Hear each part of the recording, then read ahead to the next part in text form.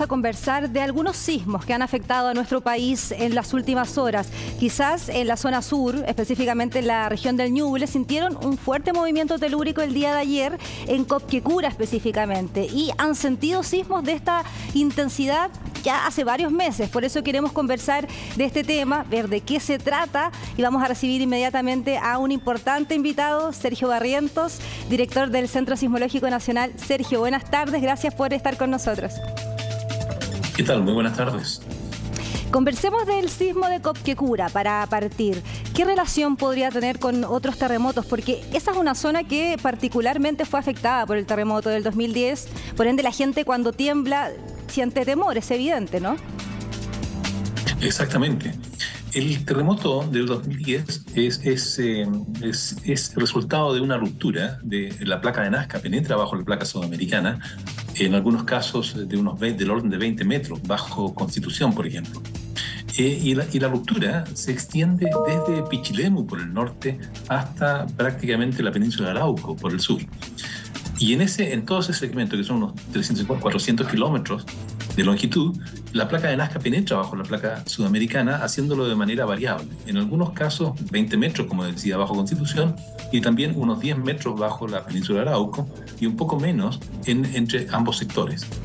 Este temblor, el que ocurre el día de ayer, ocurre en una zona donde había quedado algo rezagado, es decir, no alcanzó a desplazarse completamente la placa de Nazca bajo la placa sudamericana en el 2010, en el 27 de febrero, sino que lo está haciendo de manera posterior.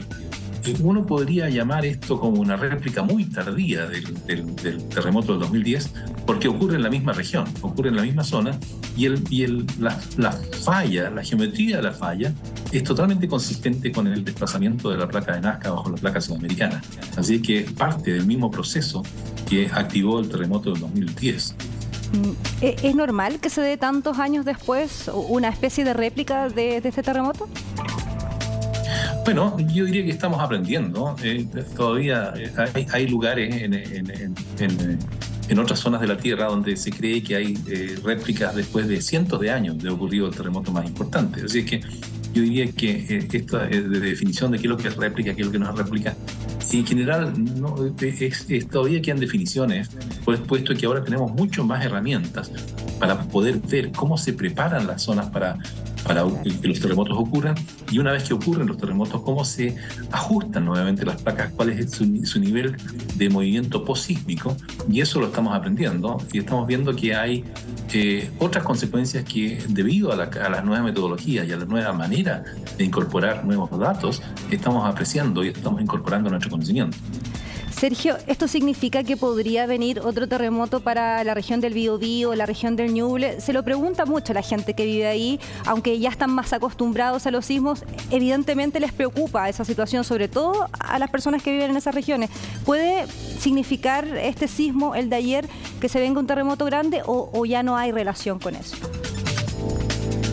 En esta zona, como decía, entre Pichilemu y la península de Arauco, se vio activada, es decir, la placa de Nazca penetró bajo la placa sudamericana a razón de unos 10 metros en la parte sur y unos 20 metros en la parte norte, y en el medio un poquito menos. Pero eso es el resultado de una carga que recibe esa zona, que se ha acumulado durante años o cientos de años. La razón por la cual ocurren esos terremotos tan grandes que producen tsunamis, grandes deformaciones del fondo oceánico, es porque la placa de Nazca está intentando penetrar bajo la placa sudamericana a razón de 6,5 centímetros cada año. Entonces, al no poder hacerlo de manera continua y permanente, lo hace a golpes. Y entonces en ese intervalo, entre grandes terremotos, ocurre que se acumula esta deformación, y en este caso, en el caso del terremoto del 2010, esta deformación se venía acumulando desde el año 1835, que fue el último terremoto anterior, es decir, transcurrieron más de 100 años, más de 170 años, para que se acumulase suficiente deformación equivalente y producir un terremoto tan grande. De modo que con esa explicación, entendiendo que los terremotos de ese tipo suceden de esa manera, es muy poco probable que ocurra un terremoto en las próximas décadas. porque necesita, del mismo tamaño, de la misma característica que el terremoto del Maule, de un 8.8, es muy difícil que ocurra porque necesita acumularse energía equivalente de deformación durante las próximas décadas y cientos de años para producir un terremoto similar. Ya, una especie de tranquilidad para la gente de la zona, Sergio, pero también quiero preguntarte por un sismo que se registró en el norte de Chile, en Taltal específicamente. De más de 5 grados ya preocupa. Me imagino que no debería tener relación pensando en la distancia, pero tú explícame ahí un poquito qué fue lo que pasó allá en el norte. Claro, quisiera volver un poco antes a la última pregunta.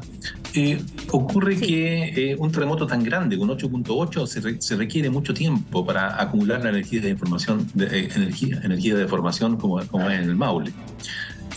Pueden ocurrir sismos de magnitud 7 o un poquito más, 7,5. Eso puede ser en cualquier parte de Chile y en cualquier momento. Así es que uno siempre tiene que estar preparado por la posible ocurrencia de terremotos. Lo que sí, uno tan grande como el del Maule, que ocurra en la misma zona, es muy poco probable que se dé en el corto plazo. Ahora, yendo al terremoto, al sismo más al norte, en la cercanía de Taltal, este también corresponde a al mismo proceso de la placa de Nazca penetrando bajo la placa sudamericana según lo que vemos en la geometría de la falla, es también de contacto. También es que la placa de Nazca se desplaza un poco, se desplazará probablemente un poco menos de 1 metro bajo la placa sudamericana, con este temblor de magnitud 5.2. Es un 5.2 en realidad mucho más chico que un 6.4. Claro.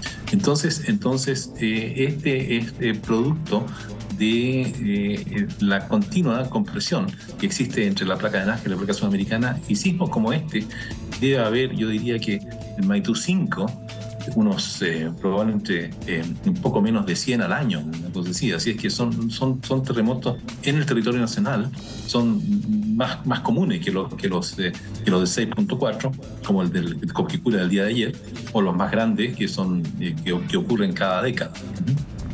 Ya queda clarísimo. Entonces, Sergio, te agradecemos por esta interesante conversación. Chile es un país sísmico, así que siempre estamos muy interesados en saber qué es lo que ocurre cuando hay un movimiento telúrico, y tú nos has explicado bien claramente qué es lo que ha sucedido también en el norte y en el sur. Ojalá estemos tomando contacto pronto, Sergio. Muchas gracias.